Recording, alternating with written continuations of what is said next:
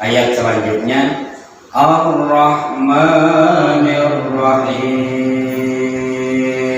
Ini ayat ya. Ar-Rahman Ar-Rahim sebenarnya diambil dari satu suku kata. Apa itu? Rahimah.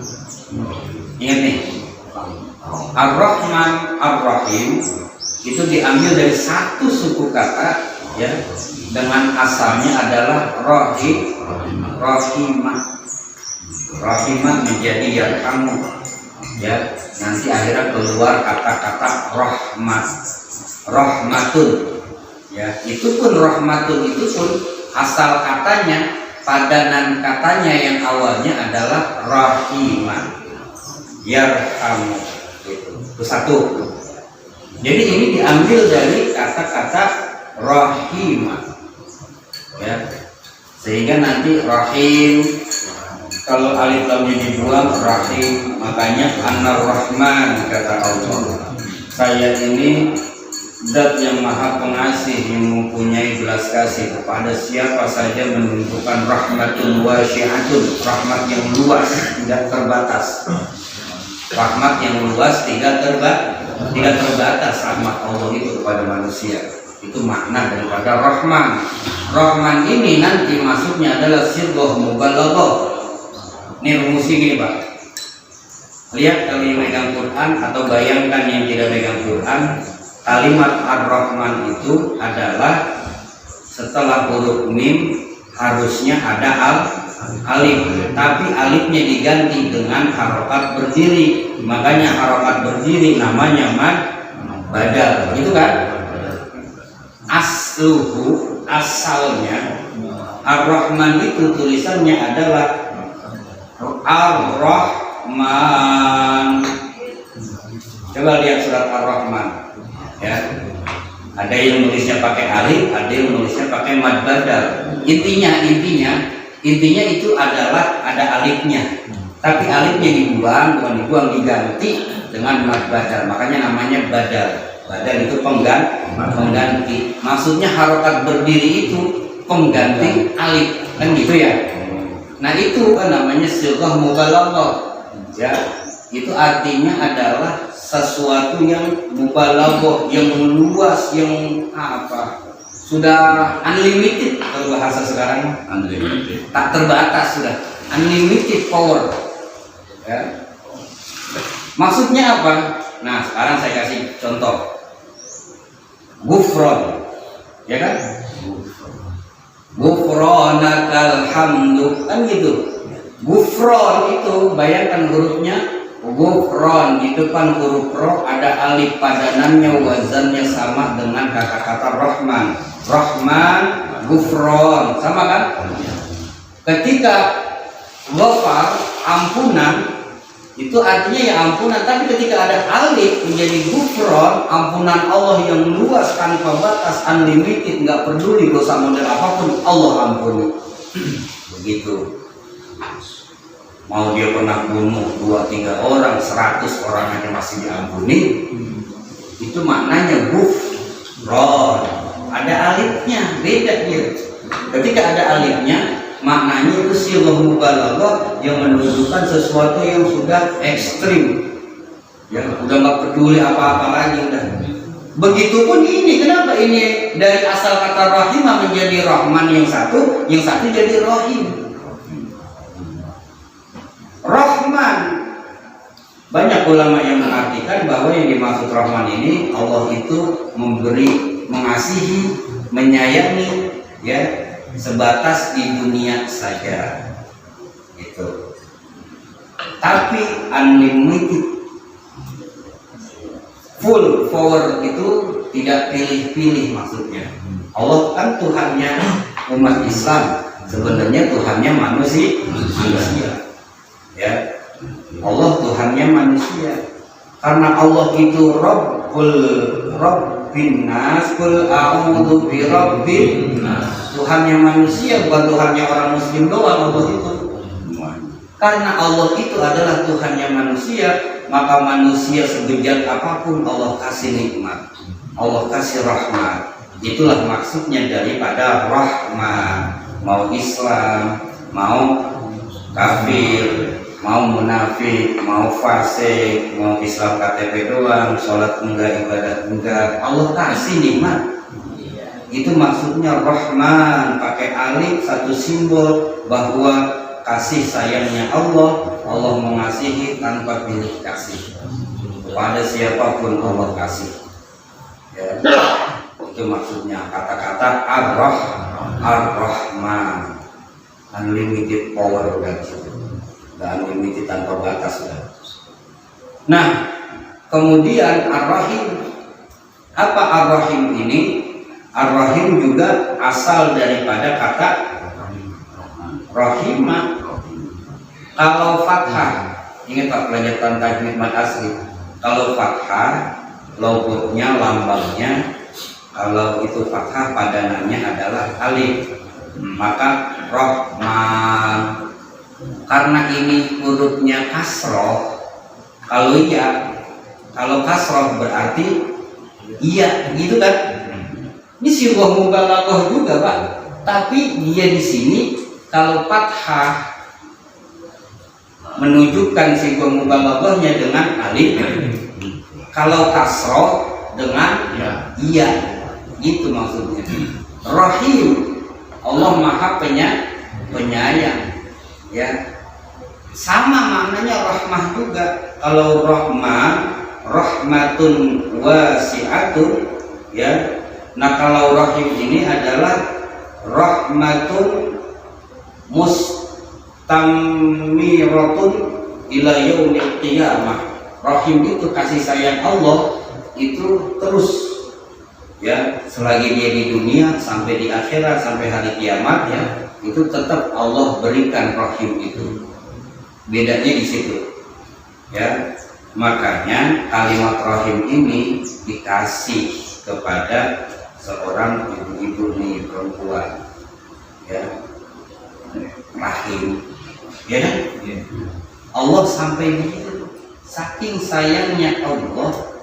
Dan begini nih, ini dalam banget nih kalau dijelasin ini. Saya memahami ini aja mujizat gitu. Ini maksudnya nih. Kalau ngaji udah dalam ini Pak, udah pakai Rahim itu kenapa dititip nama Allah yang mulia? Allah jadikan nama sebagai sebuah nama yang menjadikan kita tempat pertama sebelum kita lahir di dunia, ya kan? Kita ada di alam rahim kan gitu. Habis alam rahim masuk ke alam dunia dan seterusnya. Kenapa itu? Di situ Allah seakan-akan ingin bicara, ingin nunjukin begini. Tuh. Nanti lihat orang yang ada di dalam rahim itu dan ibunya itu, ya, sampai kapanpun nggak akan dia itu benci kepada anaknya, tidak suka kepada anaknya. Sebagaimana aku nanti akan mengasihi, menyayangi umat Muhammad yang beriman kepadanya, beriman kepadaku, bukan cuma di dunia doang, sampai akhirat aku kasih nikmat sebanyak-banyaknya, dan aku belain nanti dia, ya, artinya aku akan korbankan atau aku akan bela-belain dia, gitu. Jadi seperti itu maksudnya, ya. Makanya seorang ibu itu punya rahim, ya, dari kata ini, ya. Jadi seperti itu. Ada lagi yang lebih mendalam lagi, cuman saya belum bisa menyiapkan dan mengungkapkan kata-katanya. Pokoknya kesono dah, intinya bahwa rahim itu adalah kasih sayangnya Allah. Pertama bisa juga Pak diartikan kasih sayang, ini juga kasih sayang karena satu akar kata, cuma nanti bedanya di pecahannya. Ya, kalau Rahman kasih sayang Allah unlimited kepada siapa saja, tapi di dunia doang. Kenapa di dunia doang? Karena itu ada orang-orang non-muslim yang gak beriman, maka seakan-akan terbatas. Tapi kalau rahim kasih dan sayangnya Allah kepada seluruh manusia yang beriman kepadanya, baik di dunia atau di akhirat sampai di surga, ya, dia itu akan tetap Allah kasihi. Itu bedanya Rahim. Kenapa nggak akan ada bantahan di situ? Itulah maha adilnya Allah. Untuk orang yang beriman jatahnya Rahim, untuk orang yang tidak beriman dia jatahnya Rahman. Tapi kita menang 2-1 karena kita beriman, Rahmannya dapat, Rahimnya dapat. Tapi dua-duanya nggak ada ini. Tembur. Tapi bisa di definisi itu. Rahman itu kan kasih ya. Manusia kan diberikan kasih itu kan bisa yang baik dan yang buruk gitu. Ya kan? Maksudnya baik itu kebaikan atau musibah gitu kan. Tapi kalau Rahim itu khusus yang baik aja gitu. Karena sayang kan gitu kan tadi kan. Bisa nggak diambil gitu kesimpulannya? Ya, tapi kalau enggak juga kasih, sih Pak. Enggak juga. Soalnya gini Pak. Nanti orang yang beriman sekalipun itu akan dikasih enggak baik juga. Tapi dalam rangka ujian. Oh enggak, maksudnya itu masuk dalam kelompok kasih. Nah, Kalau kasih itu kan baik manusia yang beriman dan tidak kan tetap dikasih ujian yang jelek dan yang baik. Jadi dua definisi nih kan ya. Kalau kasih itu kan baik buruknya manusia itu dikasih. Tapi kalau Rahim itu yang sayang aja, yang baik aja nanti di surga gitu. Ya bisa aja seperti itu pemahamannya.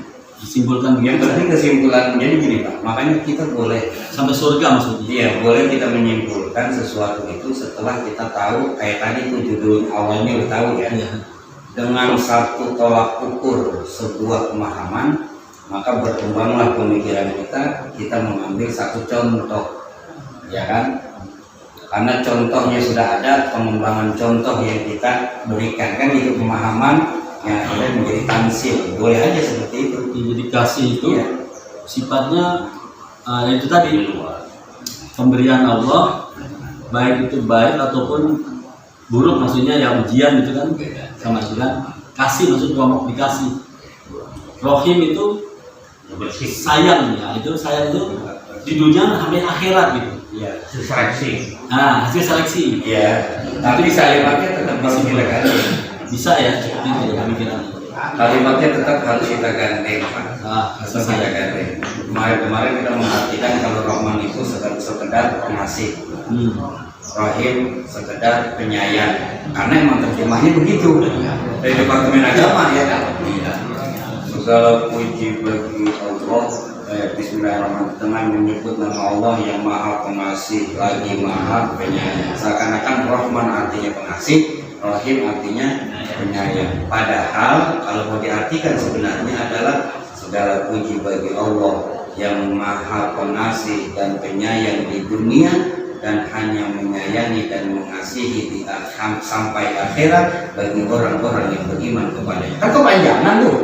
Makanya disimpulin kayak begini. Dikompres. Nah, pengkompresan inilah yang akhirnya nanti akan menimbulkan kesalahpahaman bagi orang-orang yang tidak mendalaminya. Maka kita perlu ngaji gitu. Jadi bisa aja pemahaman nggak apa-apa seperti itu. Iya, Itu adalah bentuk pemahaman dari sesuatu yang sudah kita ketahui sebelumnya. Panjang Pak. Kalau mau kita artikan itu, karena nggak sederhana. Seperti ngartiin ya ayyuhalladzina amanu, wahai orang-orang yang beriman. Tapi kalau orang-orang tasawuf itu mengartikan wahai orang-orang yang telah aku anugerahkan keimanan kepada kalian. Karena iman itu sesungguhnya anugerah dari Allah, bukan hasil jeripayah kita. Gitu. Tapi wahai orang-orang yang beriman, cukup gitu juga. Tapi makna di dalamnya seperti itu. Ini Ar-Rahman, Ar-Rahim. Ya, Allah itu maha pengasih dan maha penyayang. Udah gitu aja dah. Yang penting di dalamnya kita udah paham itu ya. Kalau pembahasan panjang juga ngelimut tadi. Ya, jadi seperti itu. Kemudian ada ulama yang menafsirkan ini. Kenapa Ar-Rahman Ar-Rahim diulang 2 kali? Ini kan Al-Fatihah, Bismillah jadi ayat kan? Al-Fatihah Bismillahirrahmanirrahim, ya kan? Ada tuh kalimat Ar-Rahman Ar-Rahim kan? Begitu di ayat ketiga diulang lagi, ada lagi tuh kalimat Ar-Rahman Ar-Rahim. Dari nampak.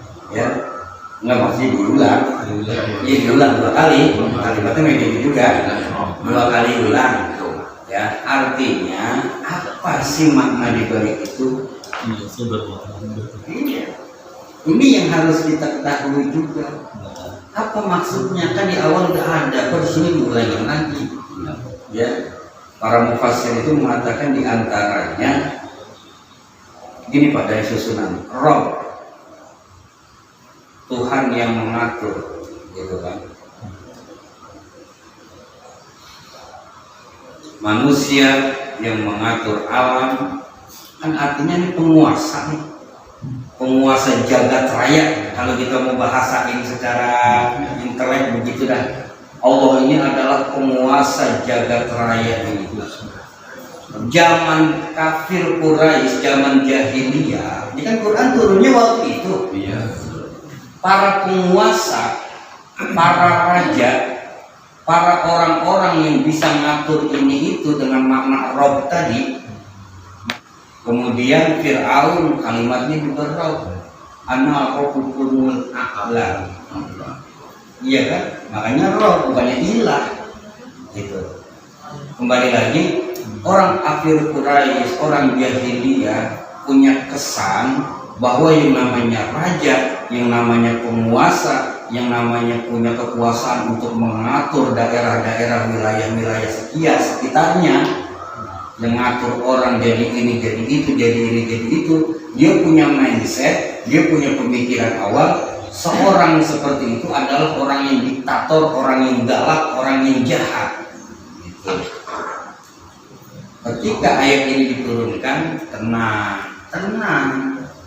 Allah, Tuhannya Muhammad yang menguasai alam jagat raya ini, yang mengatur kehidupan kita ini, nggak seperti yang ada di pikiranmu, nggak seperti yang ada. Allah, Tuhannya Muhammad itu adalah punya sifat Rahman dan Rahim. Itu sebagai penegasan. Karena kan ini bahasa sono, bahasa mereka ini kan. Seakan-akan begitu Pak, ya. Karena yang namanya Quran ini bahasa dialog. Quran ini adalah bahasa dialog.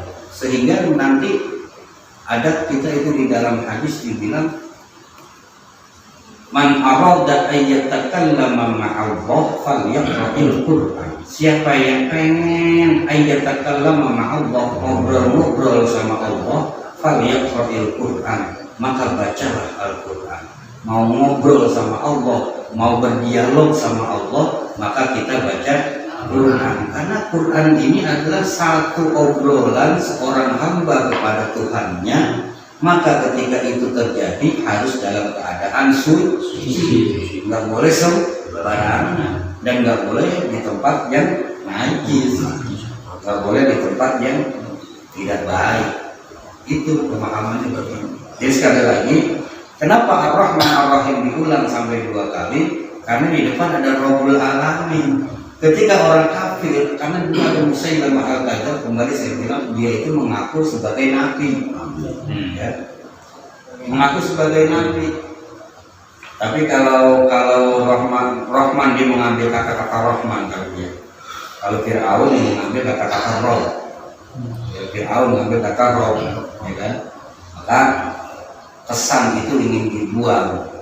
Ya, sekali lagi, yang penguasa, yang raja manusia itu yang kan ada di dalam surat An-Nas itu kan, qul a'udzu birabbin nas, malikin nas, ilahin nas. Itu adanya di akhir sebagai penegasan ini. Di awal, ditutup di akhir, seakan-akan lebih ingat ya, ingat nih. Sebelum saya ngomong terakhir kan biasanya ngingetin kesimpulannya. Ya, Allah itu Tuhannya manusia, yang menguasai manusia, rajanya manusia. Ya, tapi Allah itu juga min syarril waswasil khannas alladzi yuwaswisu fi sudurin nas minal jinnati wan nas. Nanti ayat Quran itu ditutup dengan itu, sinkronnya nanti ke depan jauh. Itulah yang dibilang munasabatul ayat wa munasabatus surah, hubungan antara satu ayat dengan ayat lain, hubungan satu surat dengan surat yang lain, saling berhubungan antara ayat-ayat Allah ini. Makanya kalau ada orang yang bilang kok ayat ini bertentangan ya dengan ayat ini, jangan pakai nyalahin ayatnya, ilmu lu udah seberapa. Itu ilmu kita udah, kan kemarin saya bilang Sayyidina Ali bahas titik aja, bukan baknya nih ya, titik huruf ba, bahas titiknya aja sama Ibnu Abbas itu dari mulai habis isya sampai subuh itu bahas titik doang. Apaan Pak Ustadz yang ngobrol sih nggak tahu. Di kitab-kitab itu ya itu dijelasin seperti itu. Tapi ada sedikit penjabarannya di antara kutipan-kutipan obrolan beliau itu, ulama mengutip bahwa kenapa titik yang dipikirin, gitu kan? Inilah awal manusia itu seperti itu. Bab itu titiknya ada di bawah sebagai awalan manusia itu gitu. Kita ini yang merendahan kita mah, ya, kita rendah, kita ini ada di bawah. Ingat, kita ini bagaikan titik, setitik yang kecil huruf ba itu, dan kita ini nggak ada apa-apanya, bahkan kita ada di bawah adanya, udah kecil di bawah lagi, udah kecil di bawah. Kalau kecil di atas masih mending kelihatan, udah kecil di bawah. Itu salah satu obrolannya itu tuh salah satunya. Seakan-akan Allah ingin menunjukkan kepada kita sebelum kita buka kitab suci, ya, kita melihat huruf ba, betapa kita ini kecil, rendah di hadapan Allah. Sudah kecil di bawah, harokatnya kasroh pula. Masya Allah, harokatnya kasroh itu kan di bawah. Udah itu nanti ada kajian yang sifatnya itu kasroh itu apa, fathah, doma. Ada fathah, ada kasroh, ada doma, ya kan? Cuman Al-Quran diawali dengan kasroh, yaitu bi. Tapi bukan itu patokannya, nanti bala. Nah itu huruf apa? Huruf ba. Tapi harokatnya fathah kan, bukan bi. Ya, harokatnya fathah bukan bi. Bala syahidna, harokatnya fathah. Habis harokat fathah, kalau di sini baru bi. Yang kita lihat itu pertama kali. Kenapa dibilang bala syahidna? Kalau dalam itu konteksnya yang dibahas bukan titik, tapi yang dibahas harokat. Pertama kali yang manusia ucapkan adalah bala syahidna. Ya, hurufnya tetap sama huruf ba, cuman beda di harokat. Kenapa? Karena di sanalah permulaan, di sanalah fathah itu artinya fatahah, asal kata dari fatahah. Fathah itu artinya membuka. Makanya termasuk Fatihah ini juga pecahan dari kata fatahah. Kunci juga pecahan dari kata fatahah. Miftah, kunci itu kan miftah. Miftahul jannah, kuncinya surga.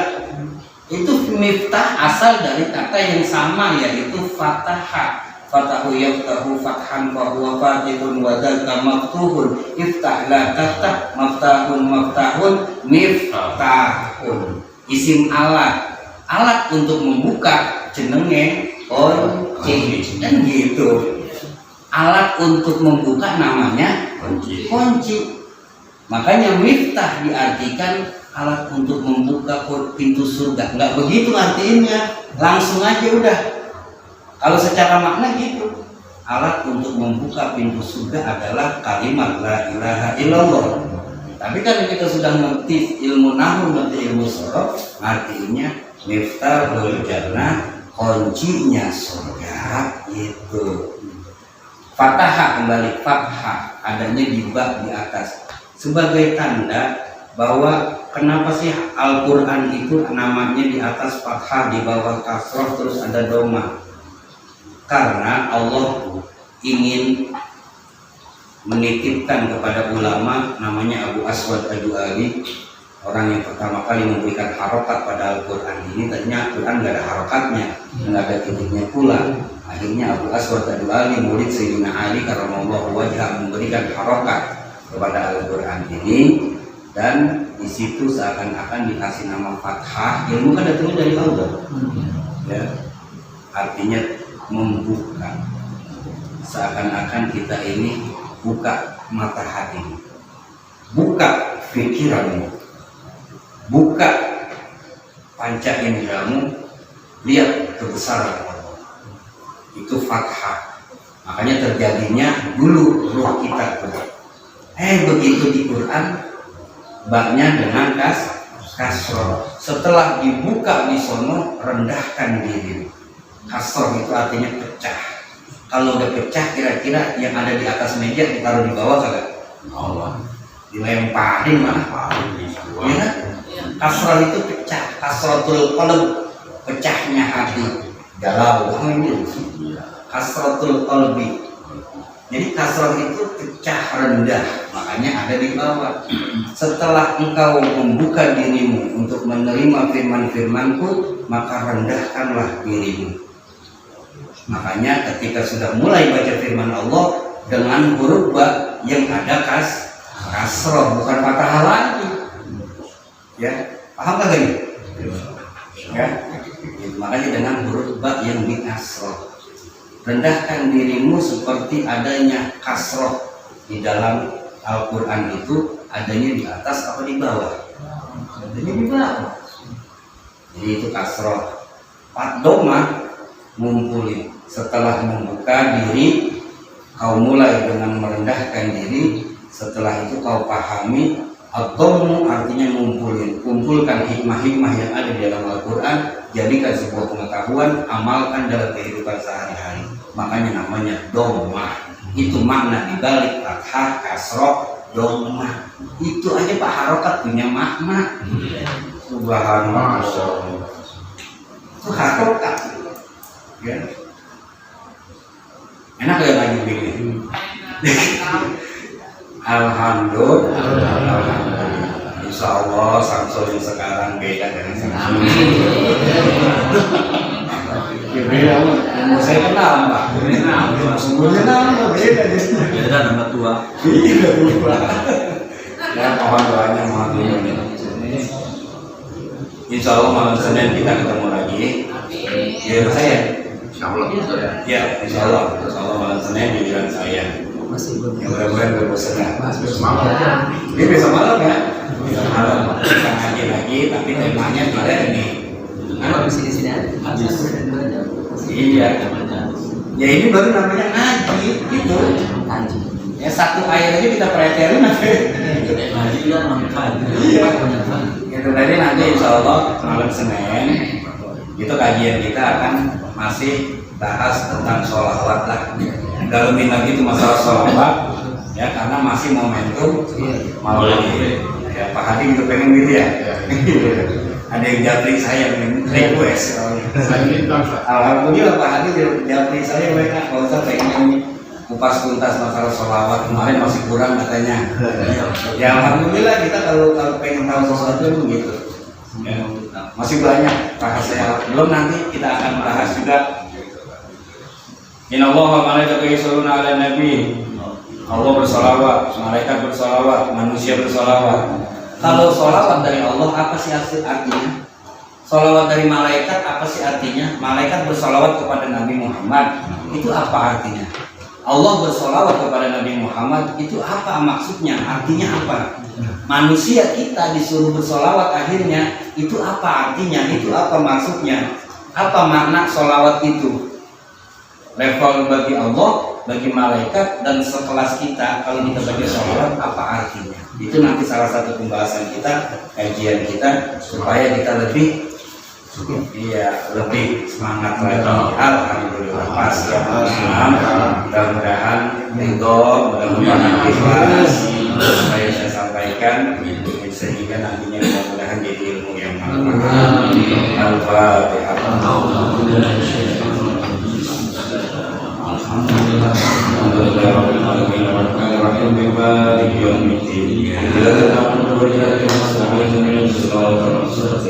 صراط الذين أنعمت عليهم غير المغضوب عليهم ولا الضالين آمين.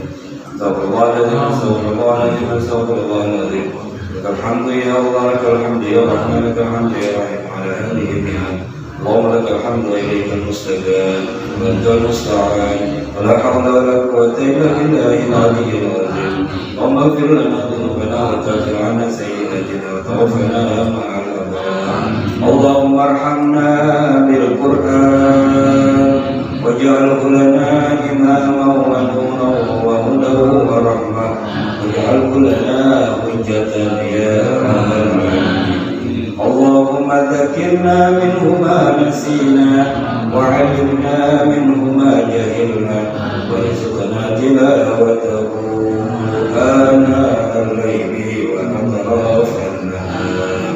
اللهم اغفر للمسلمين والمسلمات والمؤمنين والمؤمنات الأحياء منهم والأموات. وصلى الله على سيدنا وحبيبنا شفينا ومولانا محمد وعلى آله وصحبه وسلم. الحمد لله رب العالمين. سبحانك اللهم وبحمدك أشهد أن لا إله إلا أنت أستغفرك وأتوب إليك.